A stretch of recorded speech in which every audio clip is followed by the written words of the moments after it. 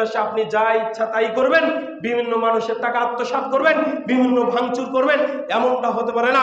অবশ্যই আমাদের সামাজিকভাবে আমাদেরকে এগুলো খেয়াল রাখতে হবে, অন্যায়কে প্রতিবাদ করতে হবে। কোনো ক্রমেই যেন মানুষের উপর ধ্বংসলীলা না করা হয়, কোনো ক্রমেই যেন এই জন্য আমাদের অবশ্যই আমাদেরকে সজাগ থাকতে হবে। আমরা মুসলিম, আমরা যেমন আমাদের হকের ব্যাপারে সচেষ্ট, আমরা যাই বিভিন্ন ধর্মের লোক রয়েছে অবশ্যই আমরা তাদেরকে রক্ষা করব, এটা আমাদের কর্তব্য। মুহাম্মদ রাসূলুল্লাহ সাল্লাল্লাহু আলাইহি ওয়াসাল্লামের হাদিস কিতাবুল কিসাস, আল্লাহ নবী সাল্লাল্লাহু আলাইহি ওয়াসাল্লাম বলেন, মান কাতালা মুআহিদান লাম ইয়ারা রাইহাতাল জান্নাহ।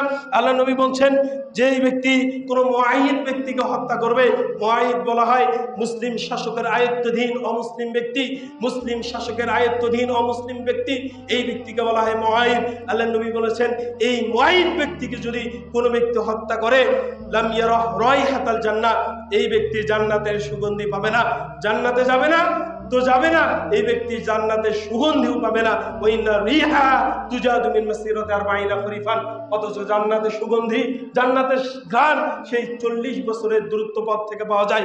কিন্তু এই ব্যক্তি এমন পাপ করলো যে মুআহিদ ব্যক্তি, হিন্দু ব্যক্তি, খ্রিস্টান ব্যক্তি, সে যে কোনো ব্যক্তি হোক না কেন, যদি মুসলিম শাসকের আয়ত্তাধীন থাকে, মুসলিম শাসককে কর দিয়ে থাকে, মুসলিম শাসককে ট্যাক্স দিয়ে থাকে, ওই ব্যক্তিকে হত্যা করা বৈধ হবে না। একথা মুহাম্মদ রাসূলুল্লাহ সাল্লাল্লাহু আলাইহি ওয়াসাল্লাম বলেন। এজন্য অবশ্যই কিয়ামত পর্যন্ত এটা নিষিদ্ধ, এটা হারাম। অবশ্যই আমাদেরকে এই সমস্ত কার্যবলী দেখলে এগুলোকে আমাদের প্রতিবাদ করতে হবে। সম্মানিত উপস্থিতি, এজন্য অবশ্যই যে মুআহিদ ব্যক্তি মুসলিম শাসকের আয়ত্তাধীন যেই জিম্মি ব্যক্তি, এই জিম্মি ব্যক্তির যে অধিকার, এটা মুসলিম শাসকের কর্তব্য। আশা করি এই বিষয়গুলো তারা লক্ষ্য রাখবে।